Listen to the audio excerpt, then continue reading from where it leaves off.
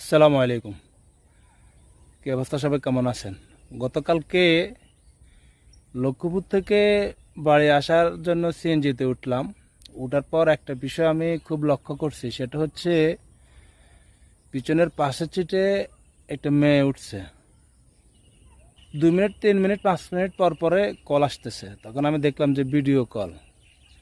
তা আমি বুঝতে পারছি সে সে কলটা মেয়েটার বাবার অথবা মেয়েটার হাজব্যান্ডের। কলটা এই কারণে করতেছে, যেটা আমি বুঝতে পারছি সেটা হচ্ছে মানে কোথায় কি করছে, কি করতেছে, সন্দেহজনক বিষয়গুলো। আসলে বর্তমানে সন্দেহ হওয়াটা খুবই স্বাভাবিক। আমাদের মোবাইলের যুগ, ইন্টারনেটের যুগে কে কার সাথে মিশছে, কে কোথায় যাচ্ছে, কখন কি করতেছে, আসলে এটা বোঝা খুবই মুশকিল।